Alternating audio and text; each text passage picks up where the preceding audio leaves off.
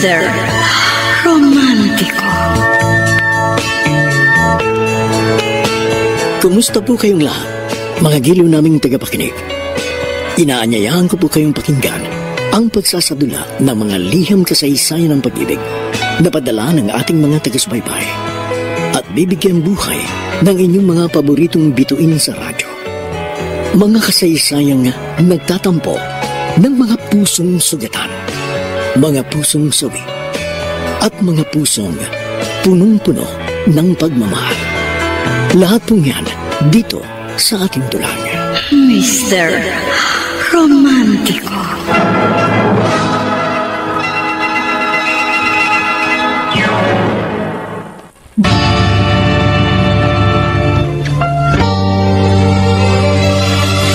Magandang umaga po mga giliw naming taga-subaybay. Narito na ang tampok na kasaysayan sa ating palatuntunan. Ang sulat ay padala ng isa nating tagapakinig. Dear Mr. Romantiko, ako po si Melody ng Binangonan, Rizal. Ang pag-ibig daw ay isang sugal at hindi lang puso ang nakataya rito, kundi pati na rin ang dangal at kaluluwa. At paano ka babangon kung sakaling ikaw ay mabigo at matalo? Paano ka makababawi kung sakaling mawala ang pinakamamahal mo? Bakit ka nag-taxi? Nasaan ang kotse mo? Wala na akong kotse. Kaya nga, saan mo dinala, Denver? Nakahanap. Nakahanap? Paano nangyari yon? Nawala doon sa pinaradahan ko. Saan mo ba pinarada? Sa opisina? Hindi ron. Uy, saan nga? At paano nawala? Ang kulit mo, Melody. Ang dami mong tanong. O anong gusto mo? Manahimik na lang ako? Nung nawala yung aso natin, hinanap ko. Kotse pa kaya? Huwag mo nang hanapin dahil hindi mo na makikita. Denver, pwede ba tapatin mo ako? Ano ba talaga ang nangyari? Hindi ka ba marunong umintindi? Ang sabi ko, huwag mo na akong usisain. Dahil lalo lamang umiinit ang ulo ko. Ang sabihin mo, pinatalo mo sa sugal ang kotse. Nung nakaraang buwan, inubos mo na sa kasino ang isang kinsenas mong sahod. Tapos last week, nalaman ko, naka-close na ang iyong savings account. At ngayon, kotse naman. Denver, malala ka na. Eh, ano ba problema mo? Sa'yo ba ako humihingi ng pinasusugal ko? Ha? Pera ko yun. Wala kang pakialam doon. Pera natin. Dahil mag-asawa tayo. Ako kumakayod. Kaya ako rin ang napapagod. Hindi ikaw ang nahihirapan. Kaya huwag kang magrereklamo. Huwag mo sabihin yan. Ang totoo, hirap na nga ako. Labis na ako nag-aalala. Hindi na magandang nangyayari. Habang tumatagal, palala ka na ng palala. Natatakot na ako sa kahihinat na ng mga ginagawa mo.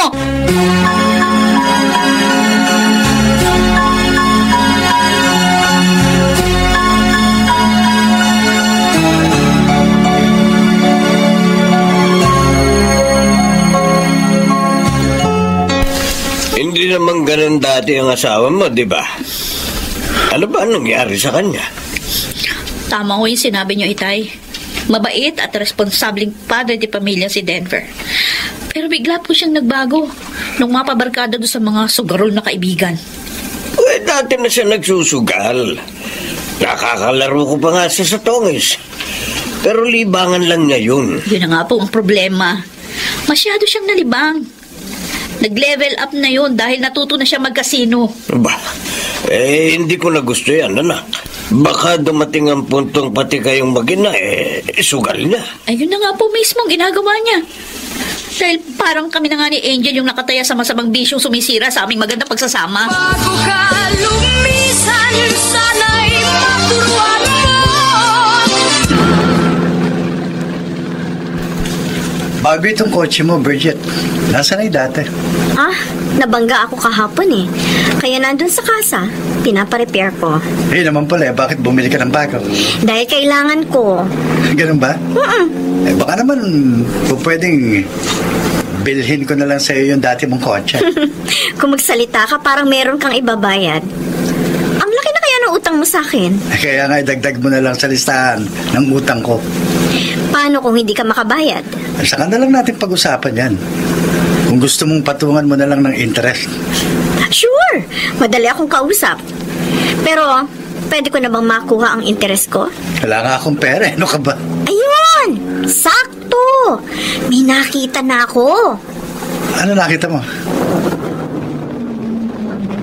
Narito na tayo, Denver. Motel ito ah. Kaya nga, dito ko sisingilin ang tubo ng utang mo.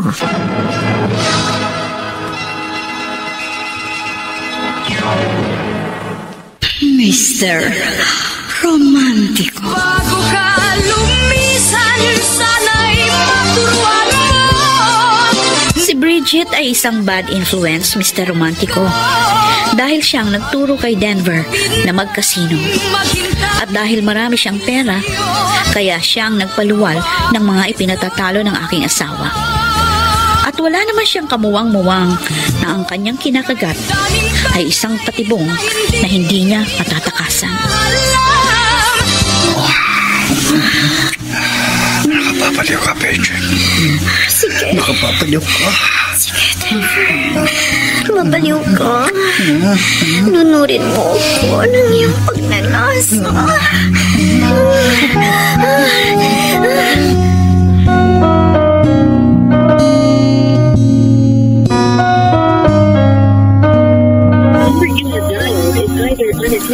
Ano ba yan? Kanina ko pa tinatawagan si Denver. Hindi ko makontak-kontak. Hindi rin nagre-reply sa mga text ko. Nag-aalas 2 na ng madaling araw. Ilang beses na rin siyang inabot ng 10 oras ng gabi. Pero ngayon lang siya hindi nagpaalam. Ay, no. Hulog ang picture frame na nakasabit sa dingding. Nabasag ang frame ng wedding picture namin ni Denver. Bigla akong kinabahan. Oh my God. Ano kayang ibig sabihin nito? Mula nang makasama ka.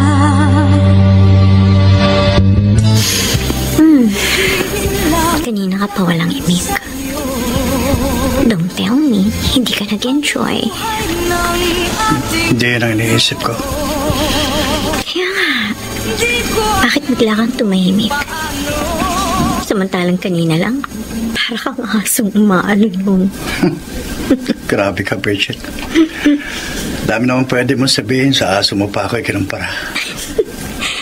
Tataka lang kasi ako sa biglang pagbabago ng mood mo. Ano ba ang problema? Naisip ko lang ang pamilya ko. Nakukonsensya na ako. Ang laki na nang naipatalo mo sa sugal. Pero ngayon ka lang nakonsensya. Pera lang yun. Pero sa pagkakataong ito, ako na mismo ang nakataya sa kakaibang sugal na pinasok ko. Ganun talaga, Denver. Sumugal ka. Kaya dapat nakahanda kang matalo.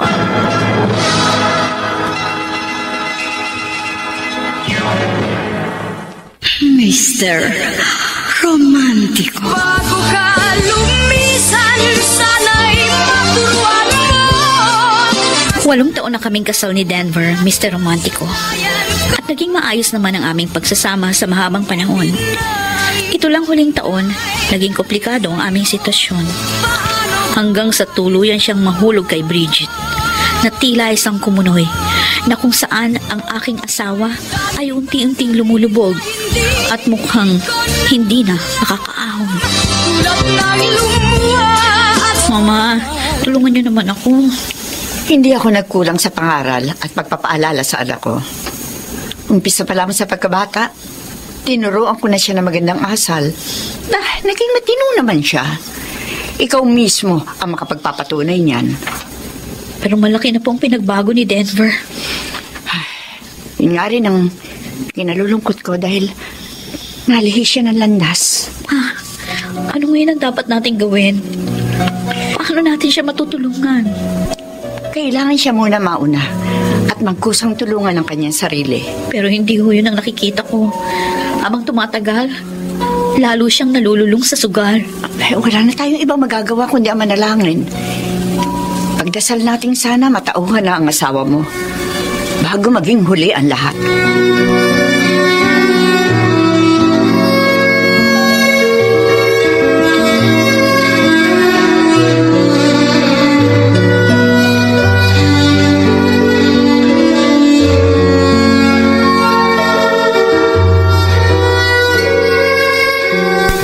makababawi rin ako, Luis. Yan naman ang lagi mong sinasabi, Denver. Pero ano nangyari? Sa halip na makabawi ka at makaahon, lalo kang nalubog. Panapanahon lang yan. Matatapos din ang kamalasan ko at malapit nang dumating ang swerte ko. Yan ang problema sa sugal eh. Mas maraming minamalas, kaya mas marami rin ang natatalo. Mananalo rin ako balang araw. Oo, marami nang namulubit na sira ang buhay dahil sa ganyang pananaw. Gumising ka na, Denver. Huwag mong hayaang mauwi sa isang bangungot ang iyong mga pangarap. Wala ka na. Alaunay medya na ng madaling araw. Wala pa rin si Denver. Sana naman kaya naligaw ang isang yun. Matawagan nga. Sana naman makunta ko na siya. Ayan, nagre-ring ang phone niya. Sana sagutin niya. Please, sumagot ka naman, Denver.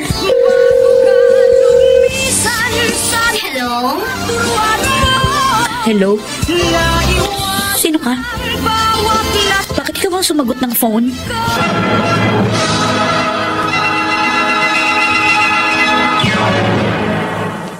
Mr. Romantico. Wala ka na. Mr. Romantico, sa buong panahon ng aming pagsasama, hindi pa nasangkot kahit kaninong babae si Denver. Kaya labis akong nabigla sa eksenang hindi ko inaasahan. At bakit nga ba ganun? Ni hindi man lang ako kinutuba na may ginagawang milagro ang asawa ko. At hindi ko lubos akalain merong ahas na makapapasok sa aming paraiso. At sino nga ba ang ahas na iyon? Laman ng bawat mong dasal. Sino ka? Bakit ikaw ang sumagot ng cellphone? Nasaan si Denver? Oh, I'm sorry. Wrong number ang tinawagan mo. Anong wrong number? Hindi ako maaaring magkamali dahil number ito ng asawa ko. Baka nagkamali ka lang ng pindot. Pwede ba wag mo kong gawin tanga? Umamin ka na. Kabit ka ba ng asawa ko? Pasensya na. Wala akong panahon makipagtalo sa'yo. Bye. Hello? Hello? Buisit. Naputo lang linya. Tatawagan ko ulit. Oh, naka-off na ang cellphone ni Denver. Buisit na babaeng yun. Gagawin pa akong tanga. Obvious naman na nagsisinungaling. Malamang. Kirida siya ng asawa ko. Kailan pa, Denver? Kailan mo pa ako niloloko, hayop ka? At bakit? Bakit mo ito nagawa sa akin? Bago ka lumisan, sana'y maturuan mo. Bakit kasi sinagot mo yung tawag niya? Malay ko ba na asawa mo pala yun? Kahit sino pang tumawag, hindi ka dapat nakikialam. Paano ngayon yan? Hindi, nabisto na tayo ni Melody. Wala akong sinabi sa kanya dahil pinutol ko agad ang aming pag-uusap. Ang sabi ko, wrong number siya. At sa palagay mo ba, uubra ang ganong palusot? Tapos na, nangyari na. Kaya wag mo na akong sisihin. Ngayon pa lang ha, dapat magkaliwanagan na tayo. Kung ano man ang namamagitan sa atin, wala yung personalan. Napipilitan lang ako dahil ginigipit mo ako. Kunwari ka pa. Gustong-gusto mo rin naman. Pinararaos ko lang yung init ng ating mga katawan. Hanggang doon lang yun. Alam ko yon, Denver. Kahit pa saang langit tayo makarating, at the end of the day, pamilya pa rin ang pipiliin mo. Dahil yon ang mas matimbang sa'yo. Mabuti naman at alam mo. Kaya huwag kang umasa na ipagpapalit ko sa'yo ang aking asawa at anak.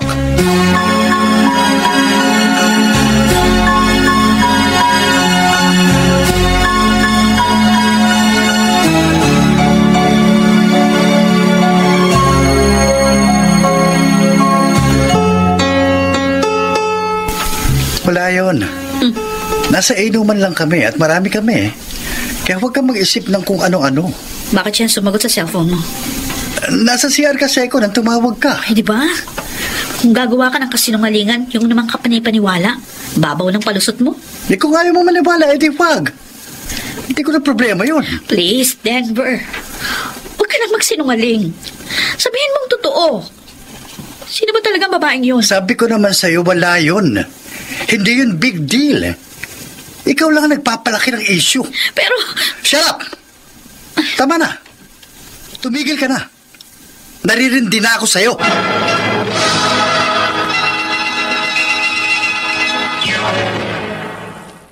Mr.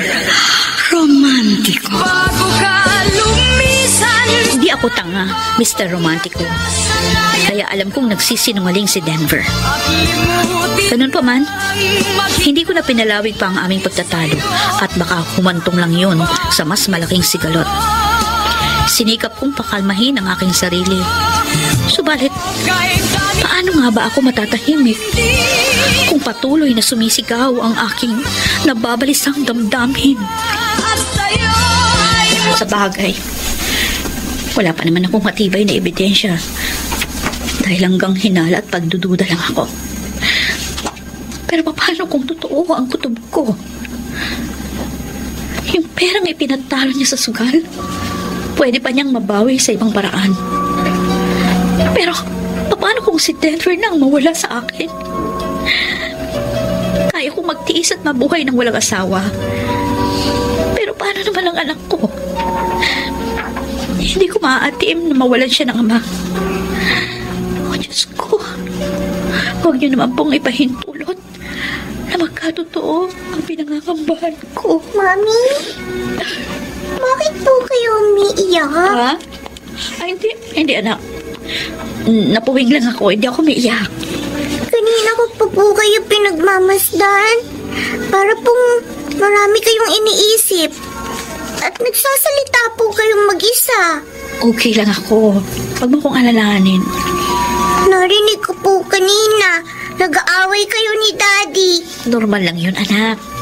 Siyempre nagkakaroon din kami ng hindi pagkakaintindihan ng daddy mo. Basta, Mami, love ko po kayo ni Daddy. At ayoko po nakikita kayong nag-aaway. Pangako, anak. Hindi ko hayaang masira ang pamilya natin. Ipaglalaban ko ang daddy mo. Kahit hanggang kamatayan.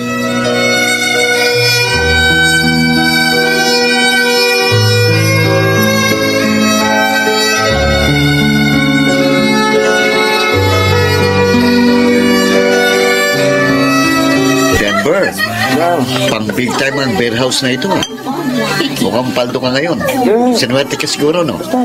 Magkano ba panalo mo? Malas ka eh. Talo ako ng 50,000. Ibang klase ka rin, ha? Natalo ka na nga, pero parang nagdidiwang ka pa ng bonggang-bongga. Dito lang kasi ako pwedeng bumawi eh. O, saan ka naman kumuha ng pondo? May financial ako. At para siyang ATM. Pwede akong mag-withdraw anumang oras na gustuin ko. Sino? Si Bridget? At ano naman ang kapalit? Ano pa? Eh di ang kapugian ko. Denver, binabalaan kita. Huwag ka masyadong kampante dahil baka dumating ang araw. Hindi lang katawan mong maging pambayad. Baka singilin na rin niya ang puso't kaluluwa mo. Wala muna akong may bibigay sa'yo hanggang sa katapusan ng buwang ito. Bakit? Anong problema? Sumobra ka na sa limit. Binibigyan mo na ako ng limit? May negosyo ako minimaintain. At kung pagbibigyan ko ang lahat ng luho mo, sigurado mababankrupt ako. At kapag wala na akong pera, siguradong bibitiw ka na sa akin. Kaya hindi ko hahayaang mangyari yun. Baka nakakalimutan mo. Ikaw ang nagturo sa akin magkasino. At ikaw rin mismo nagbibigay sa akin ng ipinasusugal ko. Ang kaso nga, sumusobra ka na. Kaya konting hinay naman. Sige. Ikaw ang bahala. Kapag nakakita ako ng ibang financer, sorry ka na lang. Bakit? Sa palagay mo, pakakawalan kita ng gano'n na lang? Malaki ng investment ko sa'yo. Kaya hindi kita bibitawan hanggat hindi mo nababayaran ng lahat ng utang mo sa akin.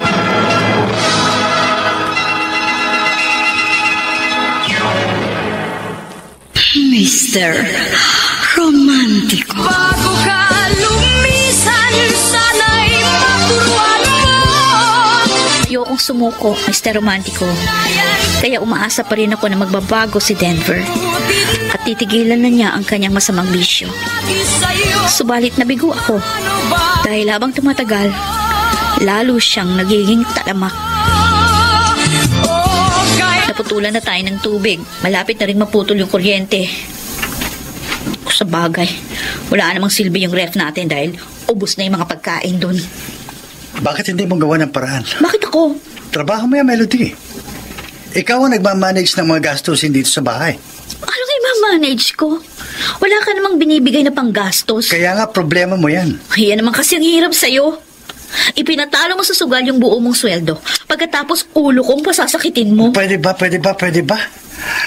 Huwag mo na akong talakan, ha? Dahil lalo lamang ako napapatrip. Huwag ka nang dumagdag pa sa kabalasan ko, okay? Hindi ikaw ang malas, kundi ako. Dahil sa dinami-dami ng lalaki sa mundo, isang irresponsableng katulad mo pa ang napangasawa ko.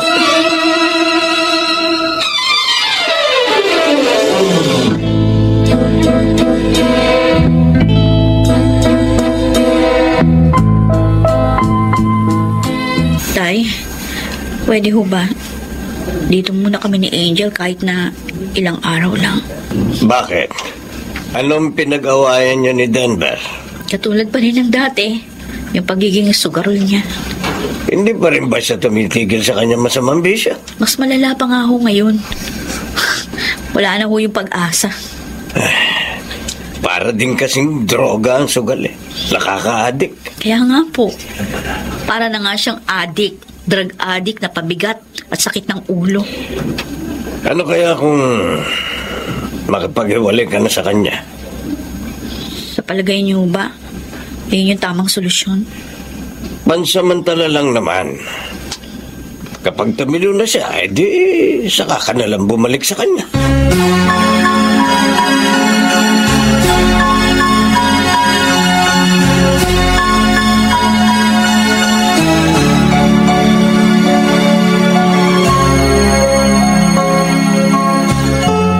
Dalawang linggo ka na rito, anak.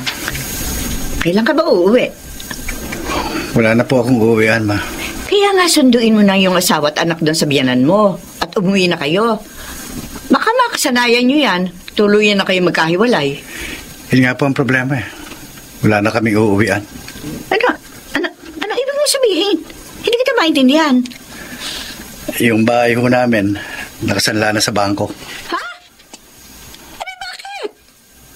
Huwag mong sabihin nagawa mo yon dahil wala ka nang ipangtusto sa pagsusugal mo.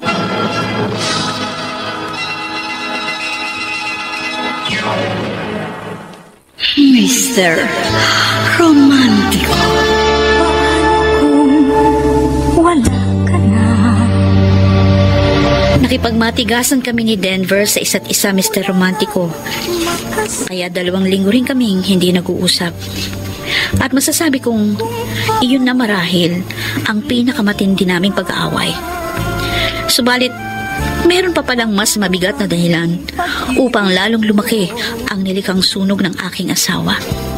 At nangangamba akong tuluyang matutupok ng apoy ang aming relasyon.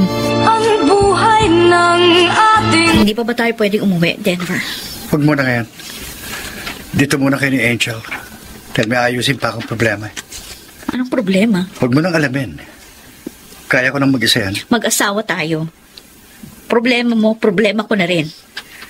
Gusto kitang damayan at tulungan. Pero paano ko magagawa yun? Kung maglilihim ka sa akin. Ayoko nang dagdagan pa ang sakit ng ulo mo. Si Angel na lang ang pagtuunan mo ng pansin. Lalo lang sasakit ang ulo ko sa kaiisip ng bagay na hindi ko naman alam kung ano. Kaya nga huwag mo nang alamin. Kaya ko itong mag-isa. Magtiwala ka sa akin. Ikaw ang walang tiwala sa akin. Dahil ayaw mong sabihin kung ano talagang nangyayari sa'yo.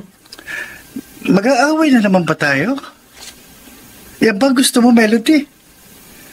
Paiiralin mo ba ang tigas ng ulo? Okay. Fine. Oh. Bahala ka. Hindi na ako makikipagtalo sa'yo. Wala ka na. Hayaan mo na lang siya sa problema niya. May sarili ka ring alalahanin. Yun na nga po, Itay. Nadagdagan lang ang mga bagay na inaalala ko. Wala siyang pakialam sa nararamdaman mo. Kaya wag mo rin siyang pakialaman. Hindi naman po pwedeng ganon, Itay. Asawa ko si Denver. Apektado po ako sa lahat ng bagay na gagawin niya. Ang kaso nga, gusto niyang magsarili. ayaw kanyang isama. Ay di pabayaan mo siya magdusang mag-isa.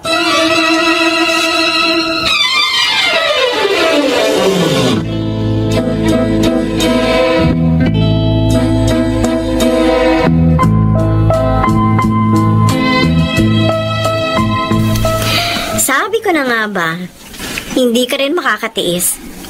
Lalapit ka rin sa akin. Wala na kasi akong ibang malalapitan. Bakit? Wala ka bang nakitang bagong financier na tutubos ng bahay mo? Paano mo nalaman? Minamanmanan ko ang mga kilos mo, kaya alam ko ang mga nangyayari sa'yo. Ganon. Under surveillance pala ako. Siyempre, alam mo namang sa'yo lang nakafocus ang aking paningin. Don't worry. Nakausap ko na ang manager ng bangkong pinagsanlaan mo. Magsabi ka lang dahil anong oras ay willing akong mag-issue ng cheque. Talaga? Mhm. Maraming salamat, Bridget. Maaasahan ka talaga. Anong salamat? Hindi libre yan, Denver. Alam ko maniningil ka. Pero ano naman ang ibabayad ko? Ikaw, Denver. Ikaw ang gusto kong maging kabayaran.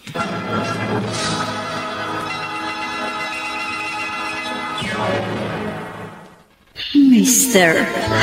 Romántico. Paano kung wala ka na? Ano ka mo? Pakiulit nga yung sinabi mo. Hindi mo ba ako narinig? Ang sabi ko, ikaw ang magiging kabayaran ng lahat. Makailang ulit ko nang ibinayad ang sarili ko, hindi ba? Kaya kung tutusin, may sukli pa ako. Hindi mo kasi ako naiintindihan, Denver. Linawin mo kasi. Ano ba talaga ang gusto mo mangyari? Sa bahay ka na uuwi. Dahil magsasama na tayo. Ano? Gusto mong iwan ko ang pamilya ko? At sumama sa'yo? Masyado naman yatang malaki ang hinihingi mong kabayaran. Sinabi ko bang iwan mo ang pamilya mo? Hindi mo yung kailangan gawin. Pero paano nga mangyayaring gusto mo? Paano tayo magsasama nang hindi ko iiwan ang pamilya ko? Mag-resign ka sa trabaho mo. Yung oras na gugugulin mo sa opisina, sa akin mo ilalaan. Huwag kang mag-alala. Dahil susweldohan kita ng doble sa kinikita mo. Wow! Ang galing mong mag-isip, Bridget. Ibang klase ka. Pero, ano ngayon ang tawag sa magiging position ko sa trabahong gusto mong ipagawa? Husband for rent? Wala akong pakialam kung ano ang gusto mong itawag doon. Basta ang mahalaga sa akin, mabigyan mo ako ng sapat na panahon. Atensyon. At kahit konting pagmamahal. Nabili mo na ang katawan ko. Pati ba naman puso? Gusto mo ring bilhin? Kung po pwede nga lang, bakit hindi? Kaya sige, sabihin mo. Name your price. Magkano ang pag-ibig mo? Imposible yan sinasabi mo. Malabang mangyari dahil isa yung malaking katarantaduhan. Hindi kita pipilitin, Denver. Desisyon mo yan. Kaya pag-isipan mong mabuti. Pero kung tatanggihan mo ang proposal ko, may utang ka pa rin sa akin. At sisingilin kita hanggang sa huling sentimo sa lahat ng nagastos ko sa'yo.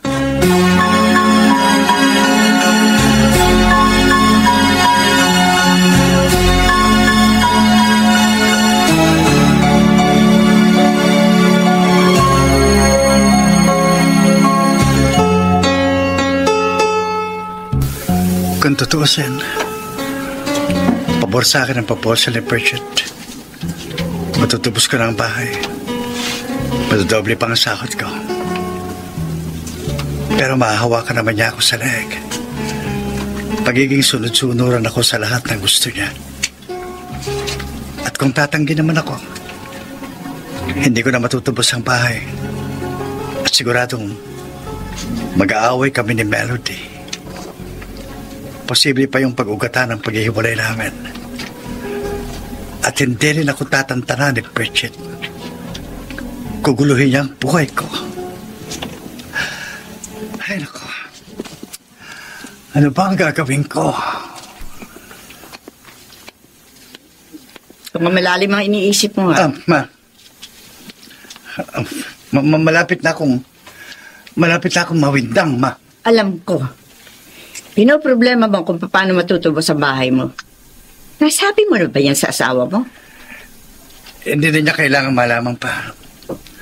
At isa pa, hindi naman yan conjugal property.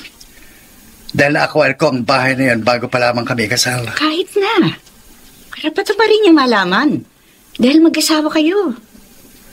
Ano ba talaga ang plano mo? Hahayaan mo na lamang bang marimata yun? Magagawa ko ng paraan dyan, ma. Subalit magiging komplikado ang aking sitwasyon.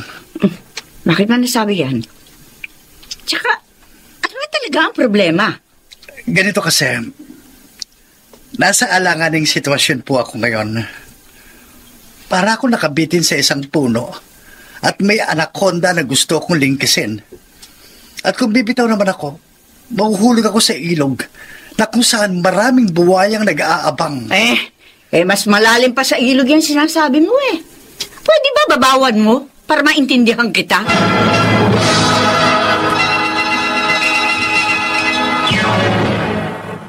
Mr.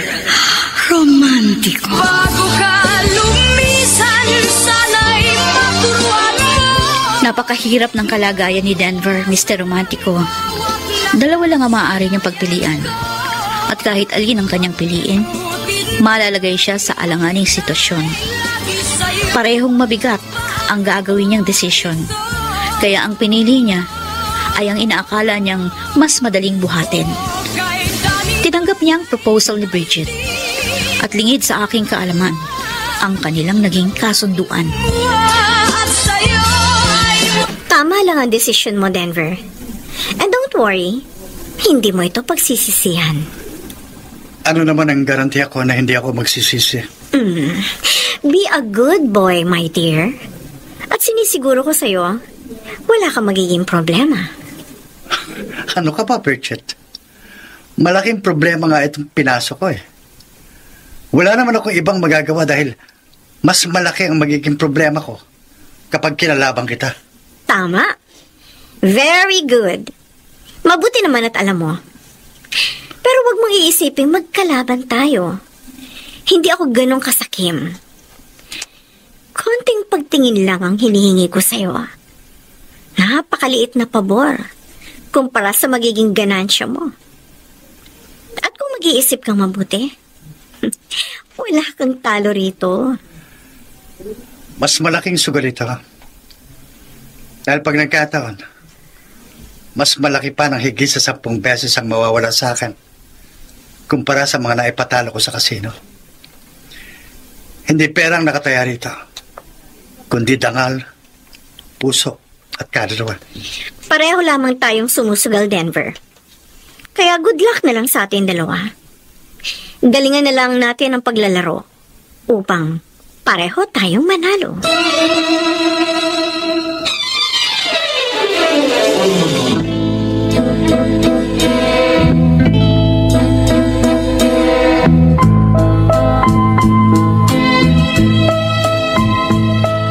Baka pwede tayong mag-family bonding sa linggo.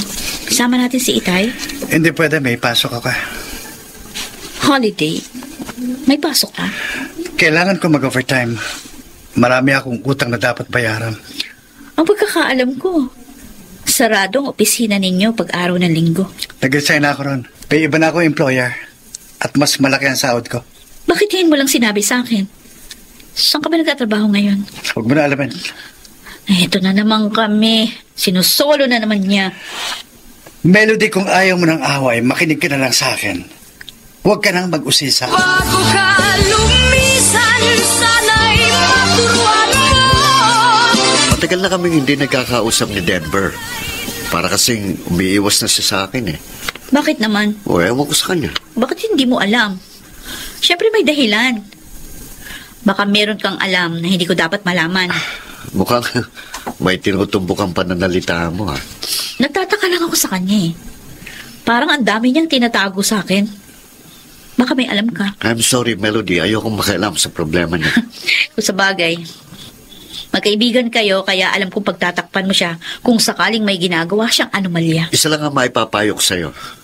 What you don't know won't hurt you. Kaya, huwag mo nang alamin ang hindi mo alam dahil masasaktan ka lang.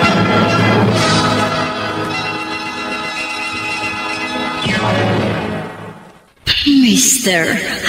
Romantiko. Bago ka lumisan, sana'y maturuan mo na Mr. Romantiko, bagamat walang direktang sinabi sa akin ng kaibigan ni Denver, malinaw ang mensaheng gusto niyang iparating. Tunay ngang may inililihim sa akin ang aking asawa. Kaya naman, lalo akong naging curious na malaman ang isang bagay na alam kong yuyurak sa aking puso. Inihanda ko na ang sarili kong masaktan kaysa naman mabaliw ako dahil sa sobrang pag-iisip. Umuwi ba sa araw-araw? Anong oras? Opo, Itay. Palagi po siyang umuwi. Yung pinaka-late niyang uwi, alas 10 ng gabi. Pero kadalasan, alas 8 pa lang ng gabi, nasa bahay na siya. Wala ka ba napapansin kakaiba sa mga ikinikilos niya? Wala naman po. Pero may mga pagkakataon nakikita ko siya na tulala at malalim ang iniisip. Hindi ka ba nag-uusisa? Tuwing tatanungin ko naman siya, laging sinasabi, pagod at wala sa kondisyon. Magmatiyag ka na lang. At lagi kang magtanong sa mga ginagawa niya araw-araw.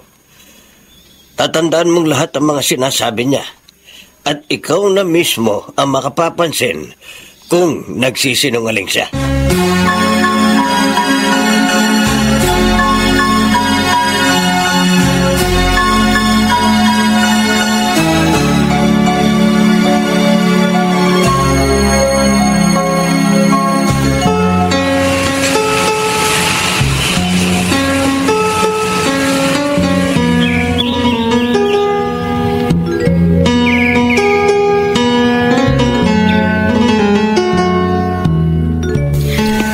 Mahigit 7 buwan ang nakalipas. Pero wala naman akong napansin na kakaiba sa mga kinikilos ni Denver. At mukhang normal ng lahat. Dahil tuluyan na siya nagbago. Hindi na siya nagsusugal. Pero bakit ganun? Hindi pa rin nawawala ang kutob ko. Melody? Malalim ng gabi. Bakit hindi ka pa natutulog? Ising ka pa pala. Oo. Kanina pa kita pinagpamastan. Habang nakaupo ka dyan sa kama. Matulog ka na. Di pa ako inaantok. Ano bang gumugulo sa isip mo? Wala. Walang ano man ito. Huwag mo kong intindihin. Okay. Bahala ka. Tutulog na ako. Good night. Good night. Mukhang okay naman ang lahat. Siguro, ako lang ang nag-iisip ng hindi maganda. Kaya ako rin mismo tumatakot sa sarili ko.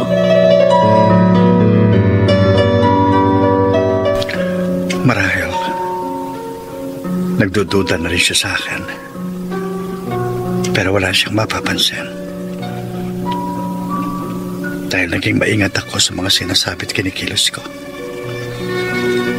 At sana nga, manatiling ganito na lang mga sitwasyon. Para walang gulo. Pero alam ko, balang araw malalantad din ang katotohanan. Kaya bahala na. Saka ko na lang po problemahin yon kapag nangyari na. Paano kung wala ka na? Kanina pa kita napapansin. Parang hindi ka mapakali. At kung saan-saan ka lumilingon. Hindi kasi maganda ang kutob ko eh. Bakit kasi dito pa Sambol na ito tayo nagpunta? Nalipat na kasi rito ang klinik ng doktor na pupuntahan natin. May problema ba? Wala naman, kinakabahan lang ako. Relax ka lang. Kung ano-ano kasing iniisip mo eh. Denver? Melody, Sino yung babaeng buntis na kasama mo?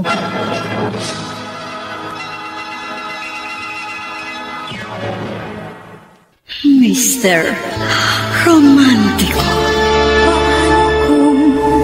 Wala ka na. Dear Mr. Romantico, naging mabilis ang sunod na pangyayari. Hindi na nagawang magpaliwanag ni Denver dahil bigla ko ring nilisan ang lugar na yon. Hindi kasi ako makatagal sa aking nasaksihan. Tama ang sabi ni Luis. Hindi ako maaaring saktan ng mga bagay na hindi ko alam. At ngayong lumantad sa mismong aking harapan, ang masaklap na katotohanan, doon ko naramdaman ang masiding kirot at hapdi ng kalooban. Anong ginagawa mo rito? Tungkol sa babae mo. please Melody, makinig ka muna sa akin. Sige, mag-imbento ka na ng kwento. At dahil tanga ako, kaya paniniwalaan ko. Oo, ako nang mali. Kaya patawarin mo ko kung itinago ko sa iyong bagay na ito. Gusto mo nang mangumpisal? Dahil hindi mo na magagawang tumanggi? Kaya nga makinig ka sa mga sasabihin ko. Wala ka na. Paano ba ang mag-isa?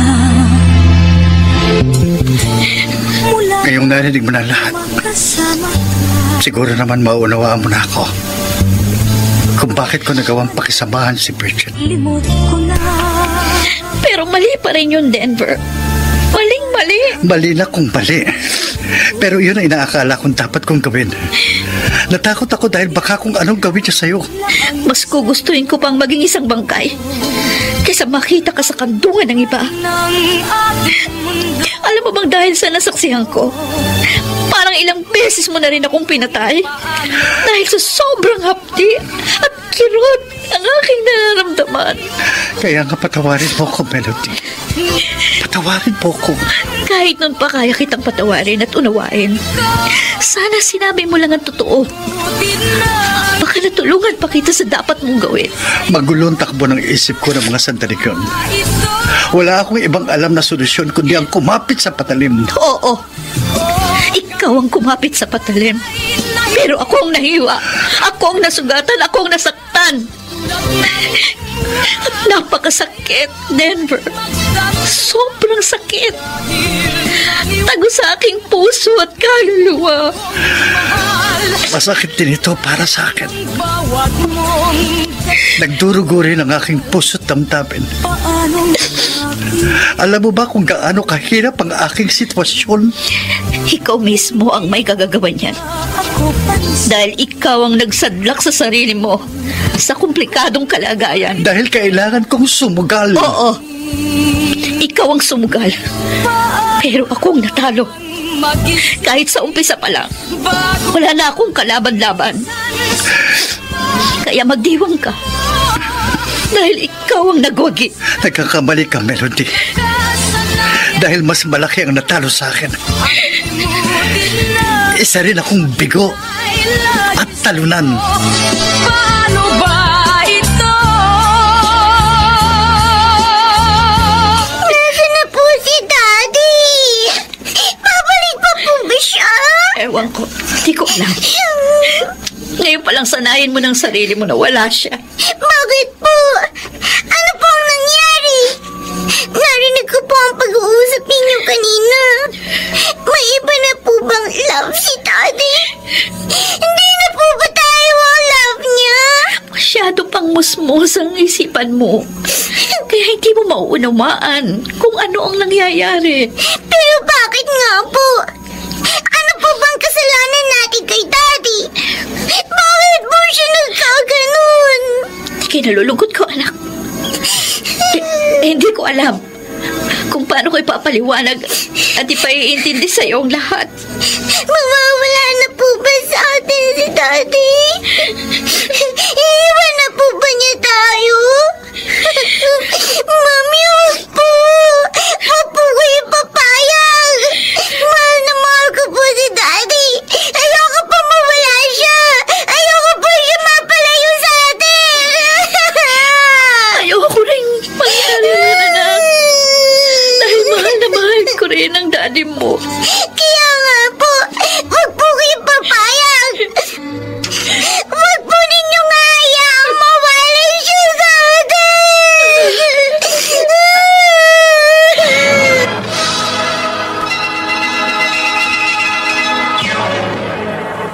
Mr.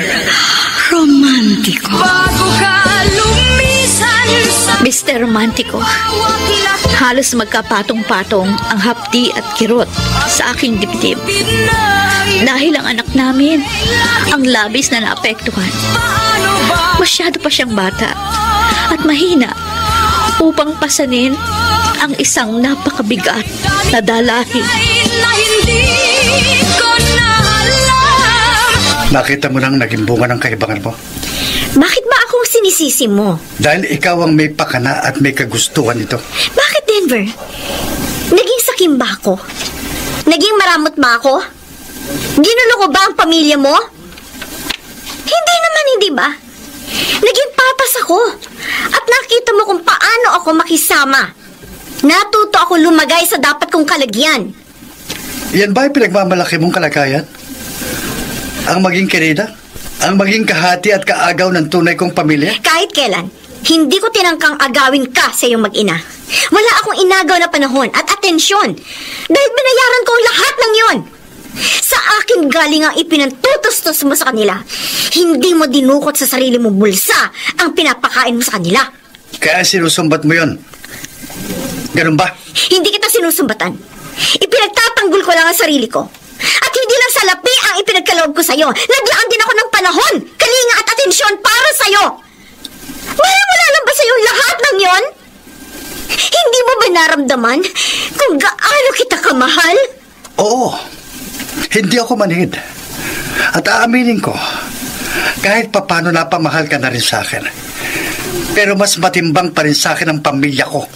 Hindi naman issue ang bagay na yan. Dahil sa umpisa pa lang alam ko na yon. Alam mo ba, labis na ako nangangamba dahil baka dumating ang puntong kailangan mamili ka sa amin at pareho nating alam na hindi ako ang pipiliin mo. Kaya nga eh. Dapat sa umpisa pa lang, hindi mo na iginiit ang gusto mo. Dahil magdudulot lang yun ng malaking gulo. At iyon mismo ang sitwasyon natin ngayon. At kasalanan mo ito, Bridget. Kung isang krimen ang mahalin ka, edi sige. Guilty na ako. Isa na akong kriminal. Tama ka. Ikaw ang kriminal at ako ang biktima. Bakit, Denver? Ikaw lang ba ang nahihirapan? Ikaw lang ba ang nasasaktan? Ikaw lang ba ang may puso? Ikaw lang ba ang may karapatang magmahal? Tao rin akong katulad mo. Kaya may puso rin akong marunong magmahal. Nahihirapan din ako. Nasasaktan. Bago ka lumisan, sana'y maturuan mo. Yan na nga ba ang sinasabi ko? Hindi ka man lang ba nakahalata? Napakatanga mo naman. Itay, napakaayos kasi ng pakikitungo niya sa akin.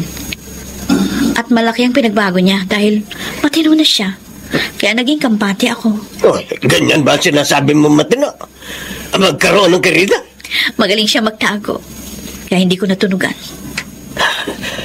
Ano ngayon ang gagawin mo? Hayaan mo ba mapunta ang asawa mo sa kanyang karida? Wala naman ako magagawa. Kung siyang pipiliin ni Denver. Huwag kang papayag. Ikaw ang legal na asawa. Kaya ipaglaban mo ang iyong karapatan.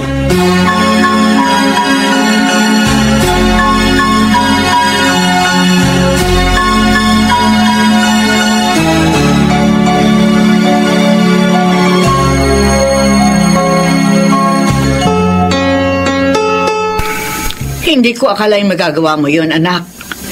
Akala ko pa naman maayos na ang lahat dahil yun ang nakikita ko. Patawarin niyo ako, Mama.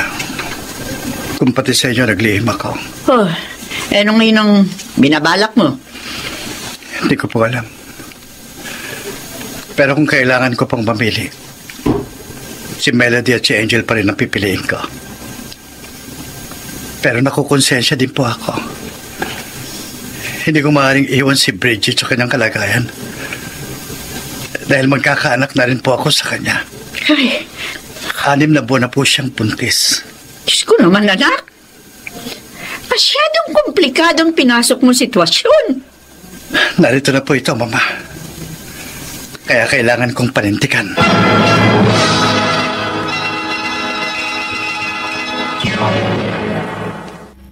Mr. Romantiko. Bago ka lumisan, sana'y maturuan mo. Meron tayong kasabihan, Mr. Romantiko. Hindi raw tayo maaring mamangka sa dalawang ilog. Subalit sa kalagayan naming tatlo, kaming dalawa ni Bridget ay parehong bangka at si Denver ang aming ilog.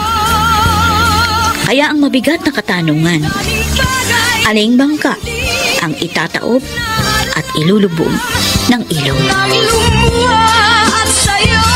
Sana naman, huwag mo akong papiliin, Bridget. At bakit ko naman gagawin yon? Hindi ako tanga. Dahil alam ko, si Melody ang pipiliin mo. Paano kung gumamit ka ng dahas at kapangyarihan? Hanggang ngayon ba naman ganyan pa rin kasama ang tingin mo sa akin? Kung yon ang binabala ko, edi sana noon ko pa ginawa. Salamat naman kung ganun. Kontento na ako sa kasalukuyan nating sitwasyon. Hindi na ako maghahangad pa ng higit pa doon. Kahit pa alam kong meron na akong karapatang mag-demand dahil magkakaanak na tayo. Huwag kang mag-alala. Hindi ko tatakasan ang obligasyon ko. Dapat lang, Denver. Dahil kung babaliwalain mo ako, matututo talaga akong gumamit ng dahas at kapangyarihan. Kita mo na? Binabalaan mo na naman ako. Dahil natatakot ako, Denver. Hindi ko kakayanin kung mawawala ka sa akin. At kung kinakailangan magmakaawa ako sa'yo, gagawin ko yun. Magagawa mo yun? Oo. Nakahanda akong lamunin ng pride ko. Dahil mahal kita. At hindi lang yan para sa'yo, kundi para na rin sa magiging anak natin.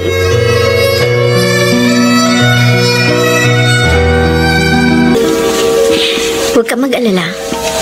Hindi ako naparito para makipag-away. At ano gusto mo mangyari? Makipagkaibigan ako sa kirida ng asawa ko? Nagpapatawa ka ba? Pwede naman natin itong pag-usapan na maayos. Ano naman ang pag-uusapan natin? Sige. Sabihin mo kung ano talaga ang pakay mo. Bago ang lahat, humihingi ako ng kapatawaran sa nagawa kong kasalanan. Alam ko naman ang aking kahibangan ang naging punot dulo ng komplikado nating sitwasyon. Mabuti naman at alam mo, ikaw ang may kasalanan. Kaya dapat, ikaw lang ang nagdudusa. Pero pati kami ng anak ko nadamay. Kaya nga ako nagpapakumbabang lumapit sa'yo. Magkakaanak na rin ako. Kaya naiintindihan ko ang sitwasyon mo. Siyempre, ayoko ring maapi ang anak ko. Ano ngayon ang gusto mo mangyari? Baka po pwedeng manatili na lang tayo sa ganitong sitwasyon. Gusto mong paghatian natin si Denver? Ano palagay mo sa asawa ko? Tinapay? Tao siya at hindi pagkain. Hindi siya ice cream na pareho nating didilaan.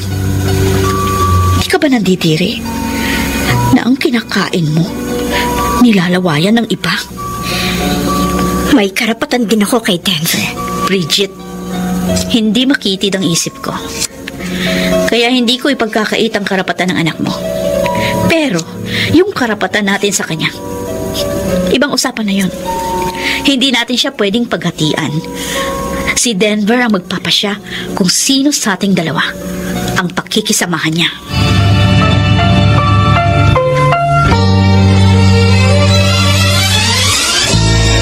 Hindi pwedeng ganito, Denver. Hindi mo kami pwedeng pagsabayin ni Bridget. Ayoko nang may kahati. Kung ako lang. Pero kung si Bridget ang pipiliin mo, magpapaubaya ako. Hindi ganun kadali yung pinagagawa mo. At hindi rin ganun kadali ang sitwasyon namin ni Bridget. Kung di rin Kaya mamili ka. sa'yo Siya o ako. ang Siyempre, ikaw ang pipiliin ko. buting mundo. Alam mo yan. Pero alam mo naman ang kalagayan niya. Kung paano Hindi ko siya basta pwedeng iwan. ka lumisan Ano ngayon ang balak mo? ay maturuan. Katulad ng dati? Naiwan Akin ka sa gabi bawat lahat at sa kanya ka pag umaga. ko. Hindi, Denver. Buti na Hindi na uubra ang ganong setup. di sa'yo. Kahit hanggang makapanganak lang siya. Kahit na, ayoko pa rin. Sige. Ganito na lang.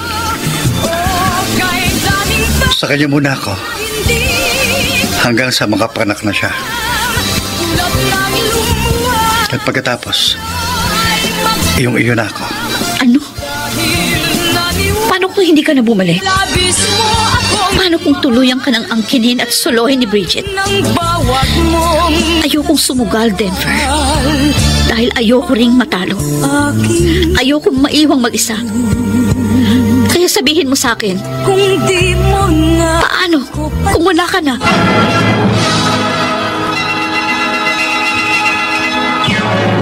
Mr. Romántico. paano kung wala ka na. Mr. Romántico, hindi nagawang magpasya ni Denver ng mga sandaling yon dahil iyon ang hinihingi ng pagkakataon. At kahit labag sa aking kalooban, ako'y napilitang pumayag na manatili ang dating setup hanggang sa makapanganak si Bridget. Mahirap mang gawin. Kailangang magpasya ang aking asawa. At natuwa ako dahil ako ang kanyang pinili. Hindi ako naging maramot dahil pinayagan ko pa rin maglaan ng panahon si Denver sa mag-ina ni Bridget sa kondisyong hindi na sila maaaring magsiping. Sa paglipas ng panahon, naging magkaibigan na rin kami ni Bridget at pare-pareho kaming namumuhay ng tahimik. Hanggang dito na lamang, Mr. Romantico, at maraming salamat sa pagbibigay daan mo sa aking liham. Lubos na gumagalang, Melody. Sa'yo, paano ba? Mga kaibigan, napakinggan po ninyo ang ating dula na ginampanan ng mga sumusunod. Rosana Villegas, Lionel Benamin, Chiquit Amor, Phil Cruz, Susan Robles, Bobby Cruz, Soundman Jerry Mucha, sa musika ni Boboy Salonga, Technician Eric Lucero at Bong Muyar. Ang kasaysayang inyong napakinggan ay mula sa panulat ni Toti Sandoval, sa direksyon ni Chiquit Amor.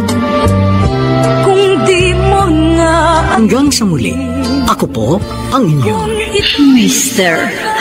Romántico.